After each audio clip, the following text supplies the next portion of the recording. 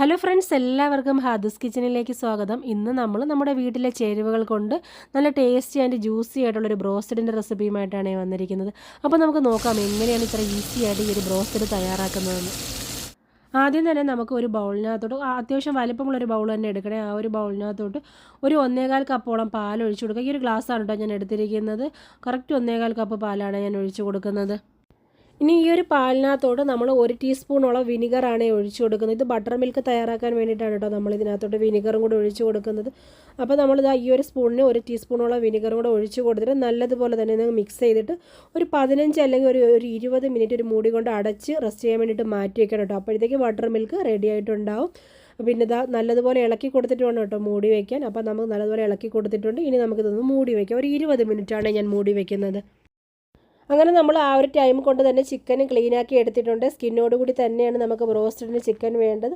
അതല്ല നിങ്ങൾക്ക് skin വേണ്ടാന്നുണ്ടെങ്കിൽ remove ആക്കാം കേട്ടോ. അങ്ങനെ 20 മിനിറ്റ് കഴിഞ്ഞിട്ടുണ്ട്. നമ്മുടെ ബട്ടർ മിൽക്ക് ഇവിടെ റെഡി ആയിട്ടുണ്ട്. ഇനി നമുക്കൊരു സ്പൂൺ ഉപയോഗിച്ച് ജസ്റ്റ് ഒന്ന് ഇളക്കി കൊടുക്കാം. ഇനി ഈ ഒരു ബട്ടർ മിൽക്കിലോട്ട് നമ്മൾ 1 ടീസ്പൂണോളം വെളുത്തുള്ളി ചതച്ചതാണ് ആഡ് ചെയ്ത് കൊടുക്കുന്നത്. ഗാർലിക്ക് മാത്രം ഇട്ട് കൊടുത്താൽ മതി കേട്ടോ, ജിഞ്ചർ ഇടണ്ട. എന്നിട്ട് നമ്മൾ ഇതിനകത്തോട്ട് ഒരു 1.25 ടീസ്പൂണോളം കുരുമുളക് പൊടിയാണ് ആഡ് ചെയ്ത് കൊടുക്കുന്നത്. അതുപോലെ തന്നെ ഒരു 1/4 ടീസ്പൂണോളം ബേക്കിംഗ് സോഡ കൂടി ചേർത്ത് കൊടുക്കാം. ഇനി ഇതിനകത്തോട്ട് നമ്മളൊരു 3/4 ടീസ്പൂണോളം കാശ്മീരി ചില്ലി പൗഡർ കൂടി ആഡ് ചെയ്ത് കൊടുക്കുകയാണ്. ഇതാ ഇത്രയും കാശ്മീരി മുളകാണ് കേട്ടോ ഞാൻ ആഡ് ചെയ്ത് കൊടുത്തിരിക്കുന്നത്. എന്നിട്ട് ഇതിനകത്തോട്ട് നമുക്ക് ഇനി ആവശ്യത്തിനുള്ള ഉപ്പും കൂടെ ചേർത്ത് കൊടുക്കണം. ഇതാ ഇത്രയും ഉപ്പും കൂടെ നമുക്ക് ചേർത്ത് കൊടുത്തിട്ട് നന്നായിട്ട് അങ്ങ് മിക്സ് ചെയ്തെടുക്കാം. നല്ലതുപോലെ തന്നെ മിക്സ് ചെയ്ത് എടുത്തതിന് ശേഷം നമ്മൾ ഇതിനകത്തോട്ട് ഇനി ഒരു 2 ടീസ്പൂണോളം വിനിഗർ കൂടി ചേർത്ത് കൊടുക്കാൻ പോവുകയാണ്. ഈ ഒരു സ്പൂണിന് തന്നെ 2 ടീസ്പൂൺ വിനിഗർ കൂടി നമുക്ക് ഇതിനകത്തോട്ട് ഒഴിച്ചു കൊടുക്കാം.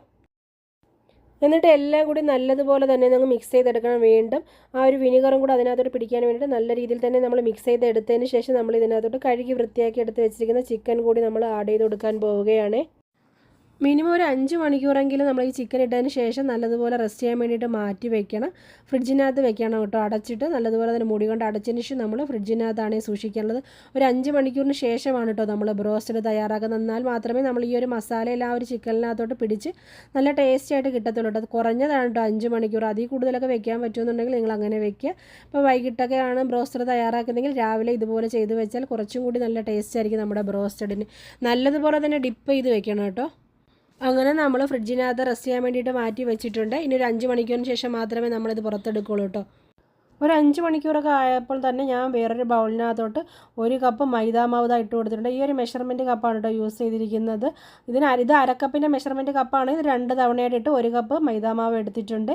എന്നിട്ട് നമ്മൾ ഇതിനകത്തോട്ട് ഇനി നമ്മുടെ വെളുത്തുള്ളിയാണ് ചേർത്ത് കൊടുക്കാൻ പോകുന്നത്. ഇഞ്ചി ചേർക്കല്ലേ, വെളുത്തുള്ളി മാത്രം 1 ടീസ്പൂണോളം വെളുത്തുള്ളിയുടെ ആഡ് ചെയ്ത് കൊടുക്കണം. ഇനി ഇതിനകത്തോട്ട് നമുക്ക് ഒരു കോഴിമുട്ട കൂടി പൊട്ടിച്ച് ഇതിനകത്തോട്ട് ഒഴിച്ചു കൊടുക്കാം. ഇനി ഇതിനകത്തോട്ട് ഒരു 3 സ്പൂണോളം കോൺഫ്ലവർ കൂടി നമ്മൾ ആഡ് ചെയ്ത് കൊടുക്കണം. അപ്പോൾ ഞാൻ ഈ ഒരു സ്പൂണിന് 3 സ്പൂൺ കോൺഫ്ലവർ കൂടി ആഡ് ചെയ്ത് കൊടുക്കുകയാണേ. ഇനി ഇതിനകത്തോട്ട് ആവശ്യത്തിനുള്ള ഉപ്പും കൂടി നമുക്ക് ചേർത്ത് കൊടുക്കുക. ഒരു 1/4 ടീസ്പൂണോളം ഉപ്പും കൂടി ചേർത്ത് കൊടുത്തിട്ടുണ്ട്. അതുപോലെ തന്നെ ആവശ്യത്തിന് വെള്ളം കൂടി ഒഴിച്ചു കൊടുക്കണം. നല്ല തണുത്ത വെള്ളം വേണം കേട്ടോ ഒഴിച്ചു കൊടുക്കാനായിട്ട്. ഇതാ 1 ഗ്ലാസ് വെള്ളം ഞാൻ എടുത്തിട്ടുണ്ട്. ഫ്രിഡ്ജിനകത്ത് വെച്ചിരുന്ന വെള്ളമാണ് കേട്ടോ, തണുത്ത വെള്ളമാണ് നമ്മൾ എടുക്കാനുള്ളത്. അപ്പോൾ നിങ്ങൾ നേരത്തെ തന്നെ ഫ്രിഡ്ജിനകത്ത് തണുത്ത വെള്ളം വെച്ചാൽ മതി. എന്നിട്ട് നമ്മൾ ഒഴിച്ചു കൊടുത്തിട്ട് നല്ല രീതിയിൽ തന്നെ ഒന്നങ്ങ് മിക്സ് ചെയ്തെടുക്കണം. നമ്മൾ പഴംപൊരിയൊക്കെ തയ്യാറാക്കുന്ന ഒരു ബാറ്റർ ഉണ്ടല്ലോ, ആ ഒരു പരുവത്തിൽ വേണം കേട്ടോ മിക്സ് ചെയ്തെടുക്കാൻ. അപ്പോൾ കുറച്ചും കൂടെ വെള്ളം വേണമെങ്കിൽ കുറച്ചും കൂടി തണുത്ത വെള്ളം ഒഴിച്ചു കൊടുത്തിട്ട് നല്ല ബാറ്ററാക്കി എടുത്താൽ മതി. ഇതാ ഈ ഒരു കൺസിസ്റ്റൻസിയിലാണേ നമുക്ക് വേണ്ടത്. കണ്ടില്ലേ, ഇതുപോലെ ഇരിക്കണം കേട്ടോ. ദോശമാവിൻ്റെ അതുമല്ലാന്നുണ്ടെങ്കിൽ പഴംപൊരിയുടെയൊക്കെ ആ ഒരു ബാറ്റർ ഉണ്ടല്ലോ, ആ ഒരു പരുവത്തിലാണ് കേട്ടോ നമുക്ക് വേണ്ടത്. ഇതുപോലെ ഇരുന്നാൽ മതി. ഇനി നമ്മൾ വേറൊരു പരന്നൊരു പാത്രം എടുത്തതിന് ശേഷം നമ്മൾ അതിനകത്തോട്ട് ഒരു 3/4 കപ്പോളം മൈദാമാവ് കൂടി ഇട്ട് കൊടുക്കാൻ പോവുകയാണ്. കുറച്ച് പരന്ന പാത്രം എടുക്കണം കേട്ടോ, അതാണ് നല്ലത്. അതായത് നമ്മൾ ഇത് കോട്ട് ചെയ്തെടുക്കാൻ വേണ്ടിയിട്ടാണ് ചിക്കൻ. എന്നിട്ട് ഇതിനകത്തോട്ട് നമ്മൾ എന്ത് ചെയ്യും, ഒരു മുളക് പൊടി ആഡ് ചെയ്ത് കൊടുക്കാൻ പോവുകയാണ്. കാശ്മീരി ചില്ലി പൗഡർ തന്നെയാണ് കേട്ടോ ആഡ് ചെയ്ത് കൊടുത്തിരിക്കുന്നത്.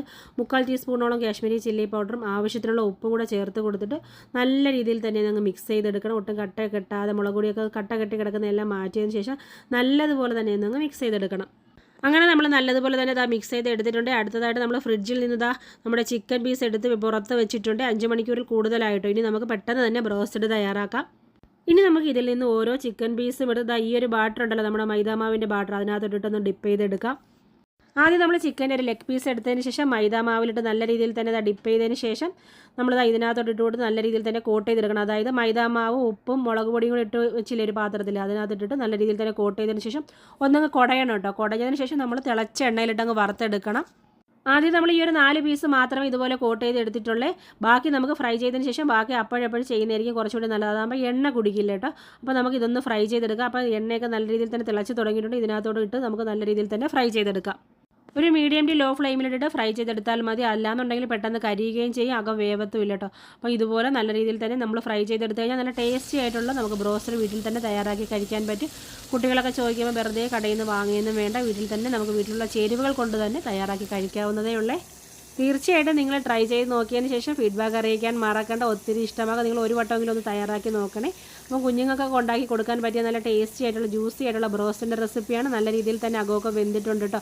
അപ്പോൾ നമുക്കിതെല്ലാം അങ്ങ് കോരി മാറ്റാം. അതുപോലെ ബാക്കിയുള്ളതെല്ലാം ഫ്രൈ ചെയ്തെടുക്കാം കേട്ടോ. അങ്ങനെ നമ്മൾ ടേസ്റ്റി ആൻഡ് ജ്യൂസി ആയിട്ടുള്ള ബ്രോസ്റ്റഡ് എല്ലാം തയ്യാറാക്കി കഴിഞ്ഞിട്ടുണ്ട്. അപ്പം വീഡിയോ കണ്ട് ഇഷ്ടമായി ലൈക്ക് ചെയ്യാനും ഷെയർ ചെയ്യാനും മറക്കരുത്. ഇൻഷാ അല്ലാഹ് ഇതുപോലെയുള്ള നല്ല നല്ല റെസിപ്പികളുമായിട്ടൊക്കെ നമുക്ക് വീണ്ടും കാണാം. അതുവരേക്കും ടേക്ക് കെയർ, ബൈ.